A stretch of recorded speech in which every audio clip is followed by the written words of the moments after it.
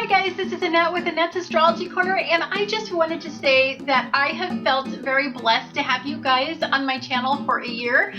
For all of you guys who have stood by me through all of the different transformations that I've done with my channel, with my readings, with my monthly. First I was going to do it, then I wasn't going to do it. I really want to say thank you for hanging in there. And even though I know some of you don't believe in Christmas, for the people that do, and Christmas is obviously one of my most favorite times of the year, I deeply want to tell you from the bottom of my heart, from my family to yours, from Annette's Astrology Corner to yours, I want you to just have the most beautiful and happy holidays and beautiful, rich Christmas season. And for those of you that don't celebrate Christmas but do like to have some fun around the holidays, I really hope that you just have an extremely fulfilling holiday season. Anyhow, guys, this is my puppers, and he wishes you a Merry Christmas too.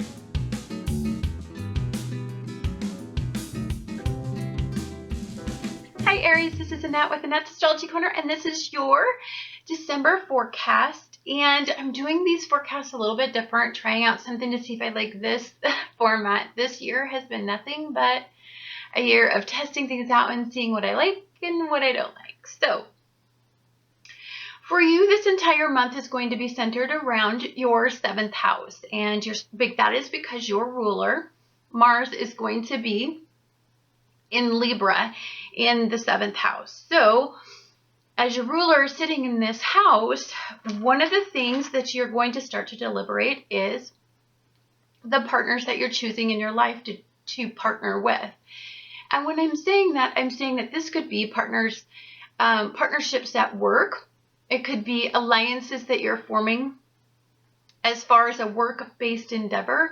It could be a partnership that is like a significant partnership, but it doesn't have to be in that quote marital bond or boyfriend and girlfriend, but it could be that it's just somebody that you spend significant time with, building a companionship with this person.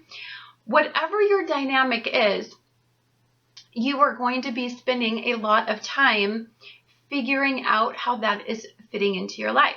So for you, I want to talk about the energy and your ruler, so that when I'm talking in my dailies and I have the really big events and I do the tarot card readings for those events as well, you can apply the fact that, oh, my ruler is in this house, and aspecting that event.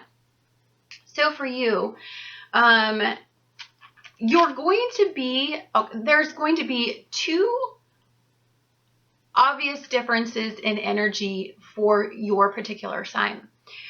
One of the things that I'm noticing in this month for you especially is that the partnerships that you're building at work could be the types of partnerships that reveal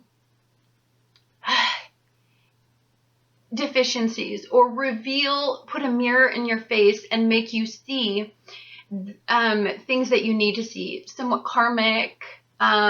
They could show you where you lose your power or where you gain power, or what alliances you should be choosing as partnerships and defining those alliances. Because we start out the month with Venus moving into Scorpio. So when Venus is moving into Scorpio, any person that you're partnering with, combined with Scorpio energy, means that you're either going to have a deep intensity, you're going to feel compelled to be with them, you're going to feel compelled to be around them and get closer and get more intimate. For some of you, this could be where deceptions lie. It could be where secrets lie. It could be the unveiling of those types of things. It could be transformation in relationships. So for people who are building relationships and partnerships outside of work, I see it being a very wonderful, fulfilling month, full of love, full of intimacy, full of getting closer, full of setting long-term goals. For some of you that are, your relationships are tied to work, or they center around some sort of power and structure, I see you guys having a lot of power struggles and some significant upheavals or some awakenings in these relationships that may redefine these relationships for some of you. So as we start out, I want to talk about your ruler in a high vibration and in a low vibration so that you can understand the difference. So when you're in a high vibration energy, when you're tapping into the right energy this month, what you're going to feel is very charming. You're going to feel very diplomatic. You're going to feel very entertaining. People are going to be attracted to you. You're going to feel like you do best being around a partnership. You're not going to want to isolate yourself and be alone this month at all. You're feeling very romantic. You're feeling very pleasing. You are looking at both sides equally, pros, cons, and you're really honestly looking at everything from you're very attentive. In the low vibration of Mars and Libra energy, it can be very indecisive, and you could procrastinate. You could be very, very passive aggressive in this energy, and to the point to where you want to manipulate to get your way. You may lack motivation. You may be holding on to anger, and it may be festering, and that may make you do these little passive aggressive subtle things to like excuse me, I have a frog in my throat, to get what you want. So let's talk about the months and the month's events and the houses that they're going to be in, and then I'll give you the energetic reading at the end. So for you, Mars is going to be in Libra on the 4th when Venus moves into Scorpio in the 8th. This to me suggests a major transformation in a relationship. And this relationship is going to, I would think, put you in touch more with the emotional aspects, and then it would be for power and control. And I think that would be something that you would want to do maybe at work. Now, understand any blocked energy that you have this month is going to be in work relationships, work-based endeavors, partnerships that have to do with a creative aspect. So be very wary of when Venus moves into Scorpio, that there could be some truth. There could be something revealed that may make you reevaluate your structure and where you're essentially putting all your eggs in one basket. You want to be very mindful of that.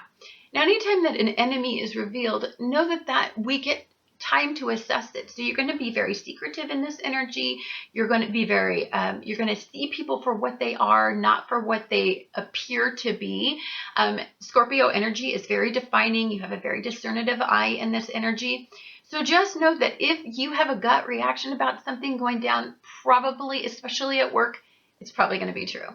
So then on the 9th, we have Mercury moving into Capricorn. This is going to be happening in your 10th house now, with your ruler still in the 7th house. So for you, again, I'm seeing a realignment of something having to do with ego at work.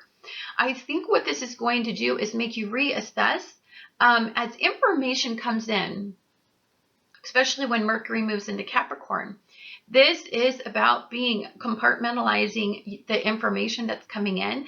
You're assessing it, and you're being it's almost like you're being very calculating what you want to do with the information, because this has to do with your job, with your foundation, where you're pouring your energy into. So for some of you in leadership roles, this could be a redefining of your role or how you want to lead people moving forward, especially your peers. Again, something unexpected, some news, some sort of an awakening in a certain area. It could be redefining, I want to say. Not as much jolting as redefining. I do think for some of you, this is going to bring out a little bit of past fear, and you're going to remember. It's almost like you take in information and you apply it to your past, and through that past-based mindset, you're going to know how to manipulate the situation. And I feel that this is very highly manipulative energy, especially at work. I don't see this so much as a partnering energy, and I see you really aligning. On the 11th, we have a new moon in Sagittarius. Now, Sagittarian energy is a truth-seeking energy.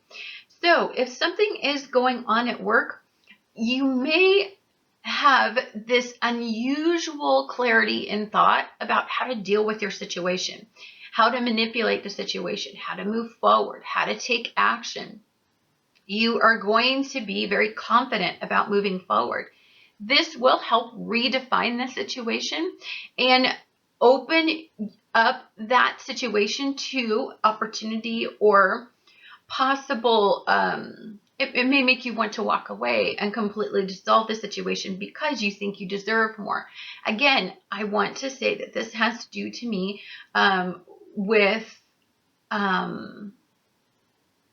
a need to take the information and methodically move forward. So then on the 19th, we have Mercury in Capricorn aligned with Pluto in Capricorn in your 10th house. So this is that redefining moment, I think, this month for you, where you take a look at your partnerships and you really are starting to assess where you want to move forward. I think you're feeling a little bruised in this energy, and I think you're feeling a little like you don't know where to put your energy, because so much of this has been ego defining. And so for some of you, I think what it's going to boil down to is just getting caught up in the potential and the opportunity and the truth in this scenario. When Mercury aligns with Pluto, that means communication and information aligns with the planet of power. And when that happens, this can be a very elevated thinking moment. It could be a very precise moment when you know how to align yourself with your future, with your outcome, with your career, life path, destiny. Or you could be working, I want to say, a little bit behind the scenes to figure out what you're going to do, like mentally behind the scenes, to figure out what you're going to do with this scenario. Because I feel like you're feeling like you're on a little bit of shaky ground at work, maybe, and because of all of this chaos that was caused.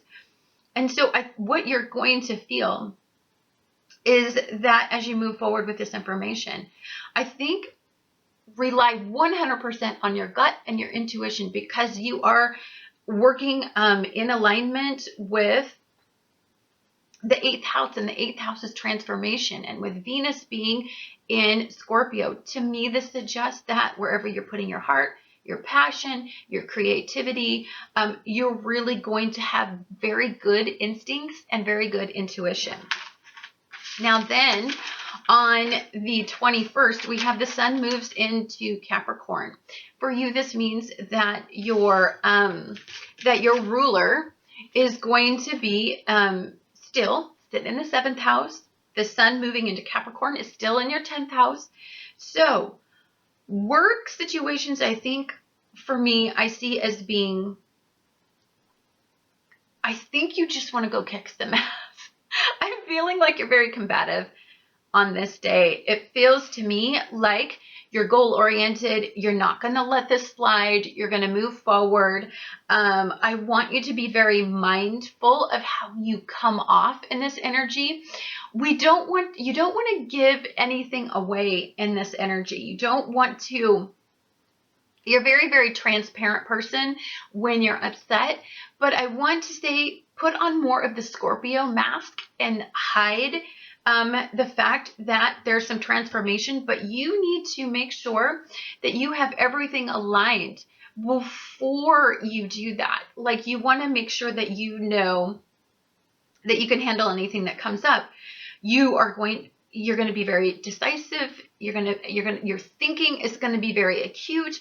You're going to have I want you to have a really broad-minded approach to all of the information that I see here, because it could align you a little bit better. Sorry.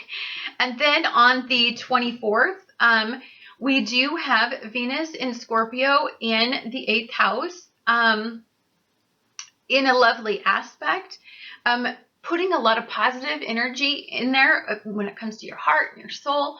For you, your ruler is not really aspecting this event, but there is some good vibration and energy to talk about, so it can make you feel very good and optimistic and very, you want to seek pleasure in that energy. Mars is going to be in Libra.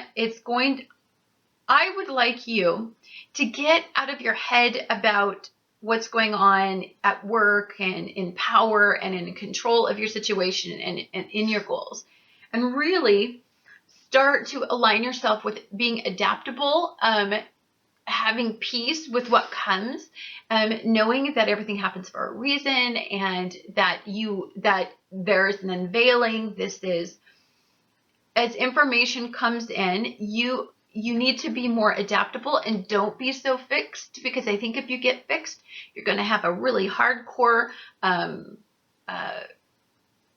disappointing time. And then on the 25th, we have a full moon in Cancer on Christmas Day. This is going to be in the 4th house. This is a lovely energy, full of family, love, pouring your heart into what really matters. This is, okay, so on the full moon, your ruler is going to be trining this event.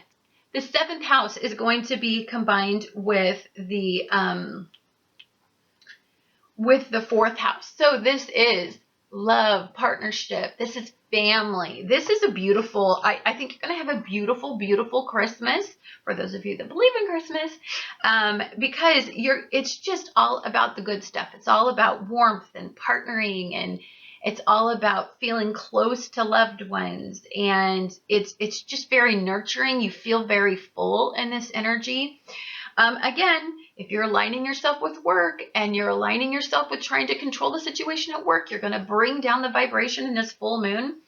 And there could be something that is revealed around the same time, because this is a full moon experience. Full moon is accumulation, and it's whatever's going on at work is coming to a head. But if you want to stay in the highest form of vibration, especially around the holiday, really concentrate on personal partnerships and family, and pull yourself away from this work event, because understand, we can deal with it anytime. It doesn't have to consume us. Don't bring everybody down by talks about what's going wrong in your life and moving forward and how are you going to do it. Like, pull your head out of that and just move forward in really good energy. Then on the 29th, we have Venus move into Sagittarius. For you, this is going to be happening in your 9th house. Mars is going to be in Libra in your 7th house, trining Neptune and Pisces. Very optimistic, very fun-loving, very joyous energy. You want to move forward. You're very action-oriented. You're very curious, social, in this energy, and you're highly, highly aligned with your mind, with clear thinking, with decisive energy. Okay, decisive, this is highly mutable energy, all right? When Venus moves into it, it's highly mutable, and so that you would think that would make you indecisive. However, what I like to say about this energy is that you're just very decisive in the fact you want good experiences, that you're pulling yourself hopefully away from this work situation or this, maybe it's about taxes, maybe it's about, a bank issue. Maybe it's something about an organization that's really hindering your progress. Maybe you're trying to get a loan and you can't, and there's more information needed, and it's interfering with your goals. If you can pull yourself away from that, then you have fun-loving, a dreamy, optimistic, a broad-minded approach to partnering and having fun and enjoying yourself. It's a gorgeous month. I do say that for you, there can be a lot of negativity when it comes to anything that you want to get control over or have a lot of structure, or some of the goals that you're creating may not quite pan out and you may steer you in a different direction. Anytime the universe throws these little curveballs in with us, the way that I look at it is that it helps us realign us with where we're supposed to go.